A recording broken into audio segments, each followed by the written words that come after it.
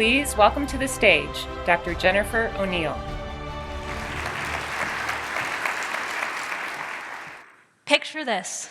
It's the first day of a new academic year. Students are buzzing with excitement, anticipating what the semester may have in store. You're frantically trying to find your classroom, eager to begin your career as the professor. Your nights have been filled with dreams, maybe for some of you, nightmares. You walk in. Slam! You walk straight into a wall of angry, bitter, defeatist-looking students. What happened? You literally just walked in the room. It can't be your horrible reputation. You don't have one yet. Why on earth would you be met with such hostility? And then a student pipes up. I hear thermodynamics is a really tough course. This will be a rough semester. Wait, what? I didn't even say thermodynamics yet. It bothered me. Students rejected the course before it even started. So here I am teaching the villainous thermodynamics, but spoilers, this story does have a happy ending. Remember that student who said thermo is really tough? This student was Eric. Eric was your average student, and I would come to find he usually had a goofy, laid-back attitude, but on that very first day, he was one of those students ready to burn the textbook and call it quits. Where is he now? He's a well-performing engineer. How did he get there? He survived thermodynamics. Eric, the bitter and unreceptive student, became an enthusiastic, well-performing engineer when the complex became digestible, the abstract became clear, and the irrelevant became relatable. How do we take our students, like Eric, and go from the defeatist to the enthusiastically employed? First, address the complex through digestible bites and friendly competition. Is problem-based learning enough? Maybe it needs to be combined with an entrepreneurial mindset. In thermodynamics, students tackle an iterative team-based design problem. Each team is a small company competing to build an electric generating power plant. Calculating energy changes and efficiencies, students learn how to apply thermodynamic principles.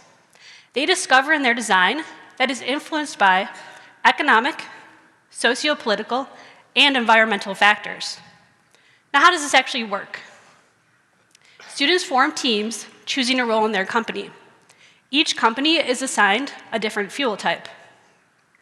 The customer, upperclassmen, choose a design at the end of the semester that they plan to invest in. In this sense, the customer is actually the stakeholder and not the end energy consumer. The faculty plays the role of the government, imposing regulations throughout the semester. Each team is given a budget to purchase their initial components. As teams go through the technical design, maximizing value, they discover the tough decisions that they have to make between components that differ in cost and efficiency. They begin by investigating existing electric generating power plants, looking in terms of engineering perspectives and government societal needs.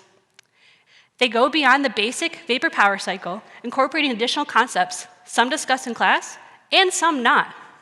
They realize that the design does not come easy.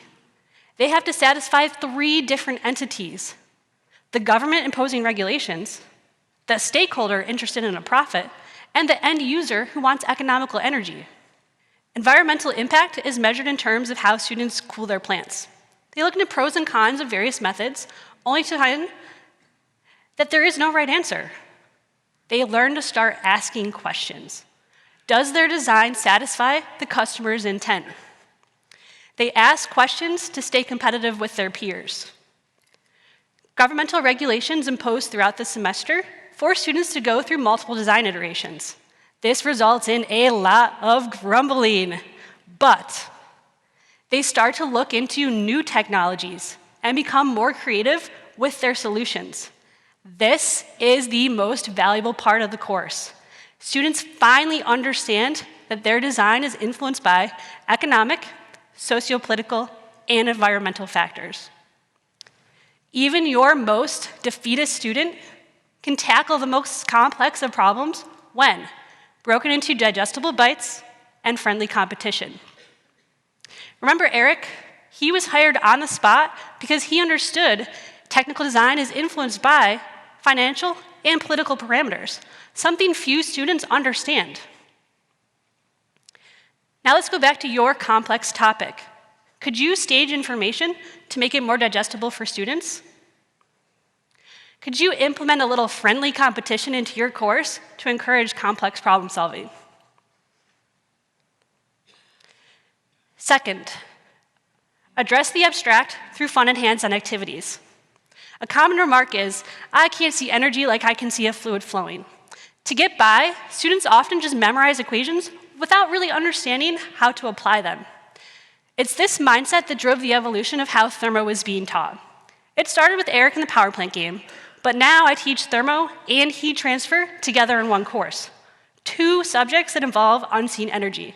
How could I possibly use fun and hands-on activities having to teach multiple subjects in one course? I had to change my teaching philosophy to include food.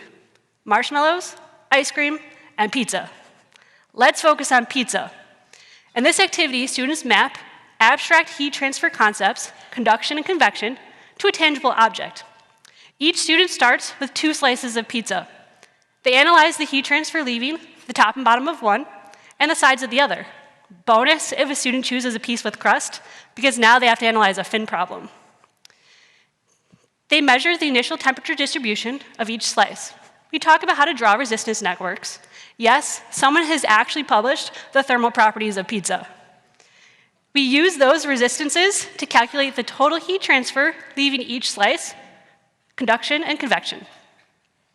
This example is driven by the students. We calculate what they want to know. They can refer back to this throughout the semester, removing some of the abstractness and helping them relate heat transfer to something tangible and tasty. This simple activity helps students visualize, use, and describe heat transfer by relating it to something familiar. They start to see that these concepts are all about perspective. Who knew pizza had fin conduction?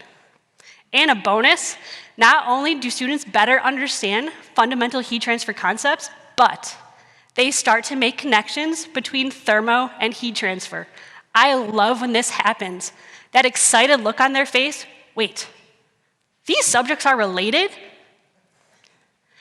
By addressing the abstract through fun and hands-on activities, the abstract becomes clear.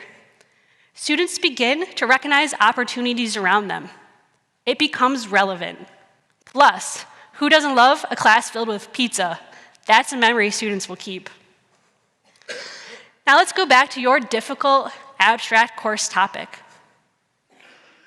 Could you implement fun and hands-on activities to help make the abstract clear? Third, address the irrelevant through real-life examples and guided discussion. Why do I need to know this?